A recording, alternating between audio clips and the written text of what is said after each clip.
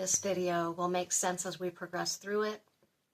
And I also have some updates from my last video in which I mentioned that this is a season of exposure and judgment. There have been some new developments that serve as proof that God is judging the wicked in this hour. And I have attached that video as an end screen if you haven't seen it. It's titled, "The Separation Has Begun.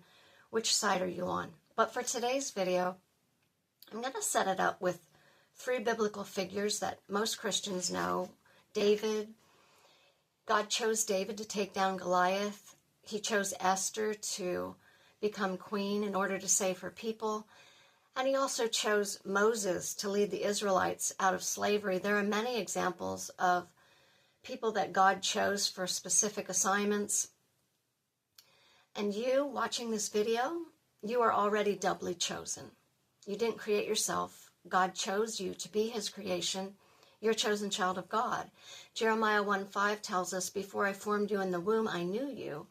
And in Psalm 139, 16 to 17, "You saw who you created me to be before I became me.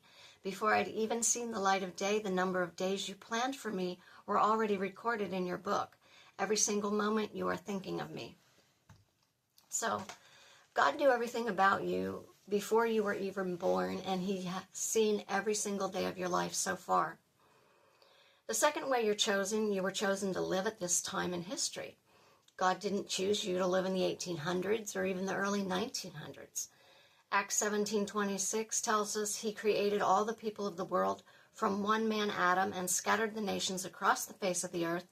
He decided beforehand which should rise and fall and when.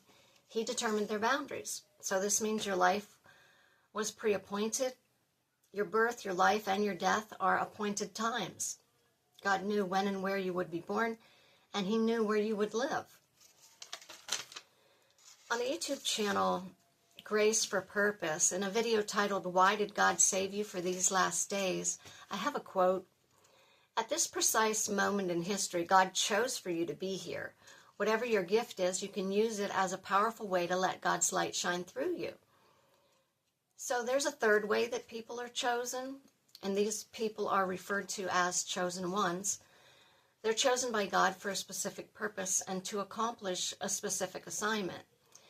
And we need chosen ones because the world is increasing in evil, as was predicted to happen in the last days. In Scripture, 2 Timothy 3 talks about this, and I've read that scripture many times. It just explains what people will be like in the last days. Basically,